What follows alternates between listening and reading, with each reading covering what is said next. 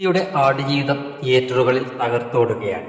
ഇനി ഒരാഴ്ച കഴിഞ്ഞാൽ വിഷു റിലീസായി 3 മലയാള ചിത്രങ്ങൾ കൂടി തിയേറ്ററുകളിലേക്ക് എത്തുകയാണ്. രോമാഞ്ചം എന്ന സൂപ്പർ ഹിറ്റ് സിനിമയ്ക്ക് ശേഷം ജിത്തു മാധവ് ഡയറക്ട് ചെയ്യുന്ന ഫഹദ് ചിത്രം ആവേശം ഏപ്രിൽ 11 തിയേറ്ററുകളിലെത്തും. ബാംഗ്ലൂരാണ് സിനിമയുടെ കഥാപരിസരം. റംഗ എന്ന ലോക്കൽ ഗുണ്ടയുടെ വേഷത്തിലാണ് ചിത്രത്തിൽ ഫഹദ് എത്തുന്നത്.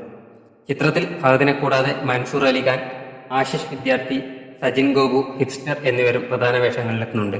രോമാഞ്ചത്തിലെ ചെമ്പന്റെ ക്യാരക്ടറിന്റെ ഒരു സ്പിൻ ഓഫാണ് ചിത്രം എന്നൊരു റൂമറുണ്ട്. അത് എത്രത്തോളം ശരിയാണ് എന്നറിയില്ല. പക്ഷേ രണ്ട് ചിത്രത്തിന്റെയും കഥ നടക്കുന്നത് ബാംഗ്ലൂരാണ് എന്നുള്ളതും കഥാപാത്രങ്ങളുടെ വേഷവിധാനത്തിലുള്ള ചെറിയ സാമ്യതകളും ഉണ്ട് എന്നത് പ്രത്യേകം നോട്ട് ചെയ്യേണ്ടതാണ്. അതെന്തെങ്കിലും ആകട്ടെ, എന്തായാലും ഒരു ഫൺ എന്റർടൈൻമെന്റ് ആണ് ചിത്രം എന്നാണ് ടീസർ നൽകുന്ന സൂചന. ഫഹദിന്റെ ഒരു കിടിലൻ പെർഫോമൻസ് തന്നെ ചിത്രത്തിൽ എക്സ്പെക്ട് ചെയ്യുന്നു. സുഷിൻ ശ്യാമാണ് ചിത്രത്തിന്റെ മ്യൂസിക്.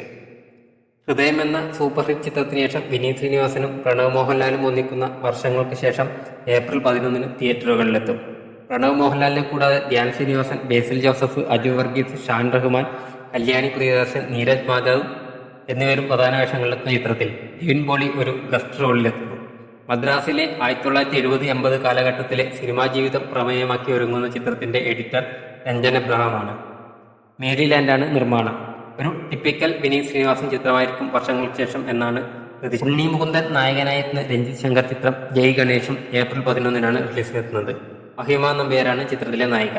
ഉണ്ണി മുകുന്ദനും രഞ്ജിത് ശങ്കറും ചേർന്ന് നിർമ്മിക്കുന്ന ചിത്രത്തിന്റെ ട്രെയിലർ ഓൾറെഡി റിലീസായിട്ടുണ്ട്.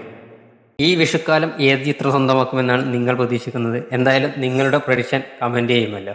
മറ്റൊരു വീഡിയോയുമായി വീണ്ടും കാണാം.